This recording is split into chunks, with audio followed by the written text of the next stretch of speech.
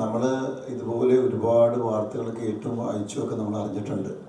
ഒന്ന്, രണ്ടാമത് ഇതിനെക്കുറിച്ച് വളരെ വിശദമായിട്ട് സേതു എനിക്ക് പറഞ്ഞു തന്നു. ഈ ക്യാരക്ടറിൻ്റെ ഡെപ്ത് എന്താണെന്നും ഒരുപാട് സീനുകളൊന്നുമില്ല ഷോട്ട്, അതിൽ കുറച്ച് സീനുള്ളൂ. പക്ഷെ ഞാൻ പറഞ്ഞു അത് തന്നെ അധികമാണ്. ഇത് പെർഫോം ചെയ്യേണ്ട ഒരു വേഷമാണ്. ആ പെർഫോമൻസ് ചാൻസ് ഉണ്ട് ഇതിൽ. അത് ഒന്നോ രണ്ടോ സീൻസിന് മാത്രമേ ഉള്ളത്. പക്ഷെ ആ സീൻസ് എങ്ങനെയാണ് അത് ചെയ്യേണ്ടതെന്നുള്ളൊരു നറേഷൻ എനിക്ക് സേതുവിൽ നിന്ന് കിട്ടിയെന്നുള്ളതാണ്. കാരണം അത് നമുക്ക് ഭയങ്കര പെയിൻഫുള്ളായിട്ടുള്ള ഒരു ക്യാരക്ടറാണ്. അപ്പോൾ ആ ക്യാരക്ടർ ഉണ്ടാക്കുമ്പോൾ തന്നെ അതിന് പകുതി ഉണ്ട്, പിന്നെ ബാക്കി നമ്മൾ പകുതി അഭിനയിച്ചാൽ മതി.